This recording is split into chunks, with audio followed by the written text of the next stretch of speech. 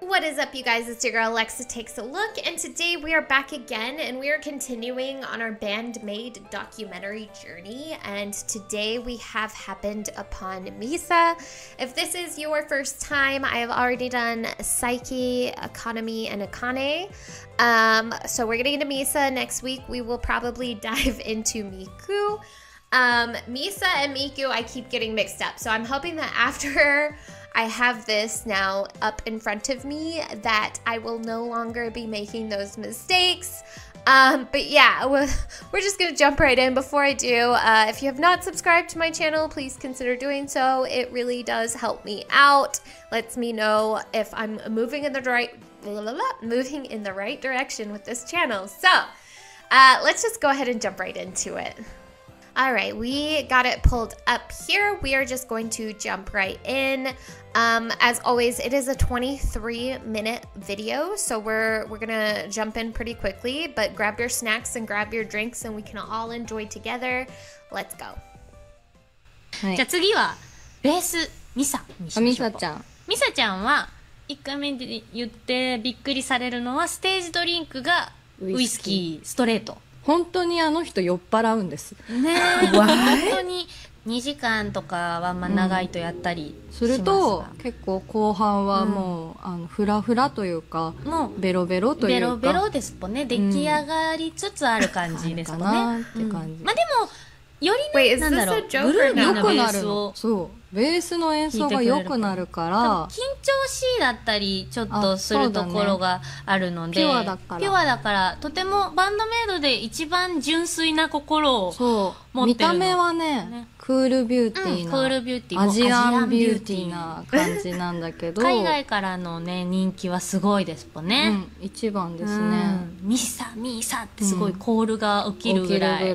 だって怖い印象を受けるもんね。最初はあんまりこう喋らないからね。そう怖い人だと思ってましたっていうコメントよく見る。ね、でも小学生みたいなねことで。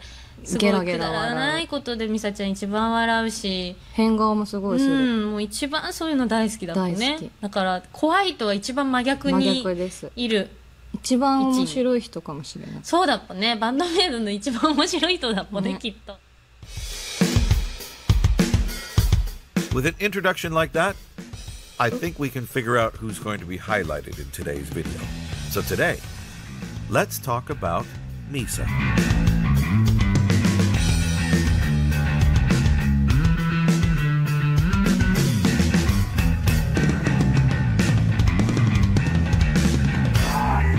MISA was born on October 15th in Okayama, a prefecture close to Osaka, and next to Hyogo, where Akane was born. According to her mother, she was an easy child to raise, as she used to play by herself. Even though she was a lively child, she always avoided dangerous situations and tried to act like an adult. She loved music and arts in general, but hated studying. And just like Konami and Akane, music has been a part of MISA's life since her early childhood, as she started to learn piano when she was around 4. In elementary school, she joined a brass band and played alto horn. Right when she entered junior high school, my kids in music, MISA moved to Tokyo due to family circumstances, and her temper changed a lot. She had a hard time fitting in with life in the big city and getting along with her peers from the same grade. She was also afraid to be judged because of her accent, which was different from the other children, and became more and more introverted. In 7th grade, she started to play guitar, but ended up joining a concert band in 9th grade, where she played the trumpet. Even though she did learn a lot of different instruments, she kept learning piano for a few years. In high school, she played as a guitarist vocalist in a Keon club with a Fender Squier model that she bought. One day, an older friend of MISA asked her if she could join his band as a bassist. Until then, she'd never thought about playing bass. She started to play guitar and always wanted to play drums, but bass? It had never crossed her mind. MISA borrowed a bass and started to play, and even though it was difficult, she loved it and bought a Squier P bass immediately so she could give back the bass she borrowed. And one of the main reasons MISA got introduced to music at such an early age was that her mother listened to music all the time. This is how MISA got to hear bands like the Red Hot Chili Peppers and The Who when she was still only in kindergarten. Taste in music. Her mother was also very supportive and helped MISA choose the right school when she hesitated between university and professional college. MISA started a course on sound engineering in a professional college before changing to a bass course, as she didn't want to work behind a stage, but on stage as a professional bassist. Before talking about Band-maid, let's take a look at MISA's past experience in the music industry. Except for small bands during her school years, MISA had been a member of a band named Prototype for 5.5 years between 2008 and 2013. Prototype was a small band composed of 4 members, and the band made at least 2 mini-albums and performed several live concerts. We don't have that much information, but it seems that they sold their CDs directly and not via music stores. They used to perform in and around Shimokitazawa, which is where MISA lived, and Shibuya. There is a review of one of their live performances which states that they sound like the Smashing Pumpkins and are appealing to everyone who loves Western music. The person who wrote this review also said that they couldn't stop smiling. It sounds like this band must have played some great music. But that's not all. While she was playing for Prototype, MISA joined another band called Hertist. This band was formed with 6 members who performed live several times before disbanding in October 2012. You can find 3 of their live videos on their YouTube channel. MISA and Akane also met in 2012 as they were going to the same school, the Tokyo Music School. They connected immediately as instrumentalists and worked together on several projects. The same year, they made an appearance as actors in an MV of the singer-actress Becky with the song Yoruka Switch. In 2015, MISA, along with Konami and Akane, were at the 5th anniversary party of the idol band Predia in Zepp Tokyo as a backing band. You do remember the link between Predia and Band-maid, right? There was a band called Mochi to Cheese made by Akane, Konami, and 3 members from Predia. All right, we are in May 2013. Prototype announced that they will disband in July, and Band-maid posted an audition announcement on May 29th. The next month, on June 5th, MISA announced on her old account linked to Prototype that she's going to an audition. Does this mean that MISA had the perfect timing to join Band-maid? Let's see how she was recruited. In another interview, MISA confirmed that Akane tried to recruit her into Band-maid right when Prototype announced their disbanding. But Akane didn't know about this information, so she was bold enough to invite MISA to join another band. And it paid off. Now, MISA has said that she was in izakaya when Akane called her, and she was pretty drunk, so she had to take at least the night to think about it. MISA listened to the demo and found that the songs were proper rock music and cool. She was actually afraid that this band would be an idol band. As she didn't want to stop playing bass, MISA quickly accepted the invitation to join Band-maid the day after Akane talked to her. So in the end, Miku recruited Konami, who was found on Nico Nico. And then Konami recruited Akane just after the restaurant she was working at closed, and Akane recruited MISA just after her group disbanded. Wow. If that is not fate, that is serendipitous. I don't know what is. Now that MISA had joined Band-maid, it's a new start for our favorite bassist. A new start, yes, but with one problem: the maid outfit. MISA was never into cosplay, so she wasn't used to wearing this kind of clothing. She felt really uncomfortable during the first live shows and with the first version of her outfit. It was also around this time when MISA thought about quitting Band-maid. Oh no. It was during the first or second one-man performance, and MISA was already working a lot in addition to her work for Band-maid, so she was in really bad physical and mental condition. She felt that the music she liked was too far from the music she played with the band, and started to think about leaving and forming a band where she could play the kind of music she liked. She talked to the manager, who proposed that she take a good look at the view from the stage at the Masters and Princesses and decide after that. Thankfully, the reactions and responses from the crowd that day moved MISA deeply enough so she chose to stay with Band-maid. She was sure that this band had great potential and could become way bigger. Time flies by, and we are at that moment where Konami is writing songs for the band. From world domination, but more in Conqueror and Unseen World, MISA actively participated in songwriting on her bass lines and has felt more freedom since then. Konami gives out notes from time to time depending on the song and what she has in mind. While writing music, MISA thinks more about what would serve the quality of the song rather than be sure that it's playable immediately.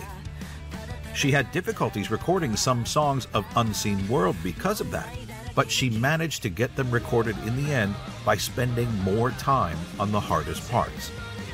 And even if a song is really difficult for her, MISA will always practice enough so that she doesn't have to look at her hands while she's playing live.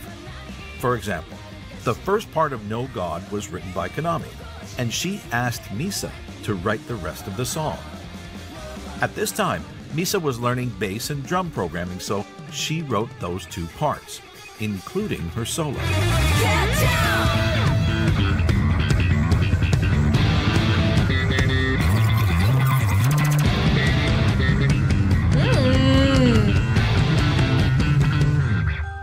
It was a new experience for her. What? And she had to send new riffs to Konami every week for Unseen World. And although she obviously sent her demos to Konami, MISA used to send them to another member, Psyche.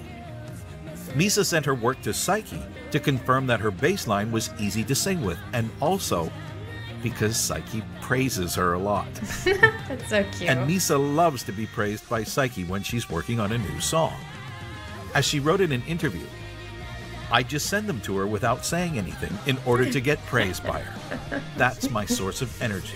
That's cute. We all need that. We all need a Psyche. Drinking better. What a great group of friends they are. There are two particularities regarding MISA when you see her perform on stage. The first one is that she never wears shoes when she's playing, with some exceptions on very hot days during outside performances, as the stage can get really hot. This is something she has done since the beginning of Band-maid. Huh? You can see Have I her never wearing noticed shoes in this? some MV, but most of the time, she likes to play barefoot. She answered a question from a fan in 2014 on Twitter, saying that heels hurt her feet and are really hard to walk in, so she chose not to wear anything at all. MISA even ended up with the nickname the Barefoot Assassin. Why? Well, first of all, she plays barefoot. And during the Gold Rush interview, when the band was asked about the maid outfits, and particularly MISA's, which didn't look like a maid outfit, Miku answered that it's an assassin maid outfit. The second thing you'll notice about MISA is that she always has a bottle of whiskey on her amp while performing live.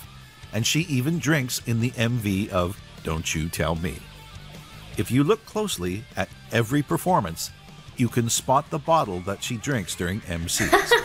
I didn't know. During the US tour in 2022, That's great. Good she for her. even had her own opening ceremony where she opened a can of beer in front of her mic to make a loud sound, and the audience really loved that moment. MISA used to open a can of beer or drink whiskey during MCs for a long time, and she even shared a bit of her whiskey with a fan in 2019 during a concert in the New York Mercury Lounge. Lucky fan. Lucky fan! She is thought to be the one who drinks the most, but if you had a chance to listen to the Radio for Omesu-sama episode aired on August 1st, 2021, you would learn that they all actually drink a lot, except for Konami, who falls asleep before she gets a chance to drink. Despite her love for alcohol, MISA tweeted in May 2022 that she came to realize that it was too much for her and she decided to be more careful in the future. And now it's time to talk about MISA's playstyle. As usual, I'll let proper bassists present their thoughts to you on what they think about MISA. Gentlemen, if you please. So what makes MISA a great bassist? First of all, she went to musical school, so she learned a lot about music theory. You can see that in her playing. She's constantly moving around the root note, adding or removing note at the end of her phrases, changing the tone by going all over the neck and not just staying at the low end. She masters all the playing style, finger style, slap, pick. She knows when to use them and always use the right one at the right moment. She can switch from one to another in a blink of an eye, like when she does her pick flip to switch from pick to slap. Her right hand work is so smooth and precise. It's mesmerizing. When it comes to her role in the band, she's a lead bassist. She can flawlessly jump from just playing the root note to taking the lead or providing an harmony to the vocals, and all of this in the same bar. There is no boundaries in her playing. That's what makes her so interesting and very inspiring to me. She's my favorite bassist, and I hope to hear her and Band-maid for a lot more years. When I think back about all of the bands that I've loved for many years, so many great bass players. But when I think of the bassists who really excited me, or more importantly, the ones whose parts I wanted to learn how to play, I think they all have kind of one thing in common. And that's the use of the bass, not just as a tonal and rhythmic foundation for a song or that kind of glue that holds a band together, but they use the instrument as another source of melody and melodicism and musicality. And I think there are far fewer of those kinds of bassists out there. So imagine my delight as a bassist discovering Band-maid, where you have MISA, who's just constantly up and down the neck playing what aren't super complicated parts, but making these really musical choices about a note here versus a note here. She's in many ways a counterpart to Konami in that they're always expanding on a riff or adding new textures or new little motifs. They may play something fairly straight the first time, but after that, forget it. And it's not, again, like the parts are super complicated or technically difficult. They're just really smart, or for me, the big thing is that they're really musical. They just have How their would own I flavors. describe MISA's playing style? That's a tall order. What makes her special to me is her writing and her flawless ability to judge what to play and when to play it, without shying away from taking up space. She doesn't just serve the song, filling out the lower frequencies, locking up with the drums. She's actively creating a large portion of what makes the songs what they are. The groove, drive, momentum, anticipation, tension. It's like all her parts serve a purpose larger than just playing notes that work in the right tempo. She really adds another thick layer to the onion that is Band-maid. One of my favorite habits of hers is when she's having a bit of a bass solo during the guitar solo, as can be heard in Manners and Reincarnation, for example. It's so backwards to the old tropes about backing down during a solo, but it's always so tastefully made and never distracting, rather the opposite. She also has this ability to tap into what the other instruments are doing and create her own parts from that, seamlessly switching between what instruments to follow. A prime example of that can be heard in the second verse of About Us, especially in the live version. She starts out by establishing the groove with the drums for the first 3 bars, and then a fill during the 4th bar, setting herself up for the next 4 bars, where she gradually starts playing off the vocals. The first 2 bars by matching the vocal phrases subdivided by 16th notes, and for the second 2 bars, now the transition is complete, and now she just plays a lower harmony to the vocals. After that, she immediately switches to locking up rhythmically to Kanami's octave climb for 1 bar. And then, for the last bar, she rounds everything off with a little fill of 16th notes, almost like a drum fill. All that during 10 bars. Her playing and writing is a big reason why I keep coming back to their music over and over again. That's a lot of big Thank words. you very much for taking the time to share your I don't understand much about and music, but knowledge and I your can kind of feelings understand. regarding Misa's playstyle. I wonder She what just you, interacts with every the member, viewer, is what I'm what do you gathering. think of Misa as a bassist? I'm very interested to know what's on your mind. Let's move to the end of our journey. Misa learned to play a lot of instruments, and even though she knew which ones she wanted to learn, she ended up playing the one instrument she never even thought about. From the moment she picked up a bass, Misa never stopped playing it. She loves bass so much that she even switched courses to become a professional bassist and live from her passion. In the end, Misa ended up with Band-maid thanks to the boldest move and the perfect timing. And Band-maid is a band where everyone shines. Everyone has a moment in every song. We're used to seeing guitarists and drummers being highlighted, but bassists? That's not very common. How many bands that you listen to allow their bassists to really shine?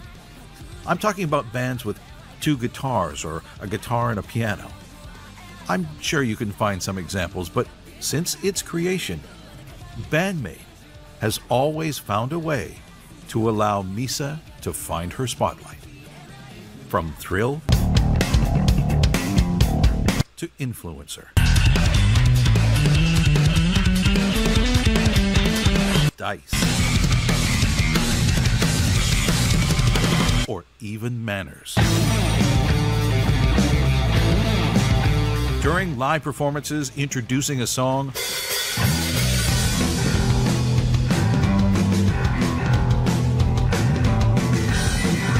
or to go crazy on a duel with Kanami.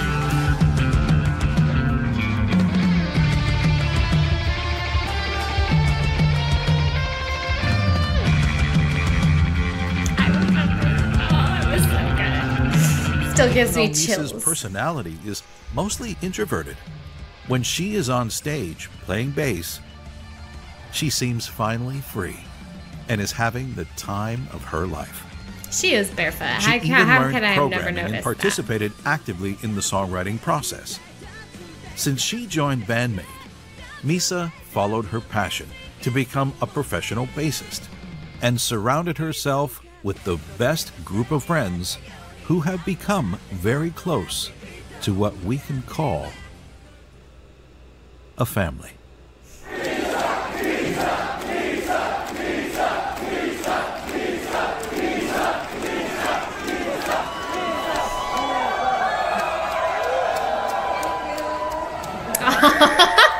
She's so cute.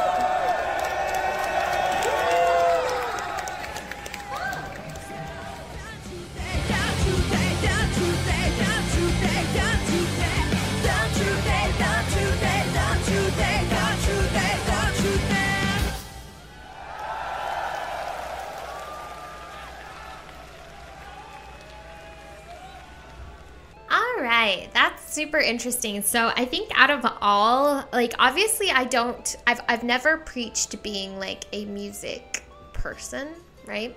I've played guitar when I was younger. I learned a little bit of piano when I was like really, really young. But I really don't know much about music. I don't know how to read it. I just appreciate it in my own, I guess, terms. So when I talk about bands and stuff like that, it's purely based off of opinion and usually how it makes me feel. So I don't know a lot about that kind of thing, but I think out of all of the instruments, bass is probably the one that I know least about, because I at least have some interaction with guitar. And then piano, I don't know a whole lot about drums, but I've always liked them, so I think I noticed them. And obviously vocals are something that I can appreciate because it's kind of at the forefront of a song, but I don't think I've ever really thought about bass too much, aside from obviously when I listen to Band-maid and they are doing like a solo, or I am noticing something. And I have noticed that Band-maid does do a really good job of highlighting MISA, so that is something that I have noticed as well. But I think that I tend not to talk as much about bass just because I really don't know much about it. Like, I do know that bass is kind of like the foundation of the group. But I think that from what that one guy was saying, what makes MISA unique is that she isn't just the foundation. She finds a way to interact with all of the different instruments as well, and I can definitely see that as making her unique. So that's super interesting, and it's super interesting to learn about. You know, I do like learning new things, and so it is interesting for me to be able to hear these kinds of things. Like, even though I don't fully understand the terms of what's going on in like the people who are like the experts, what they're saying and like the words they're using, but I feel like I can kind of understand a little bit about how she utilizes her instrument and then interacts with the rest of the group. So I definitely can understand that. But that is all for today. Next week we will be getting into our beloved Miku. As always, do not forget to like, comment, subscribe, and share whatever the cool YouTubers say. It's your girl Alexa Takes a Look, and I am bouncing out. Bye!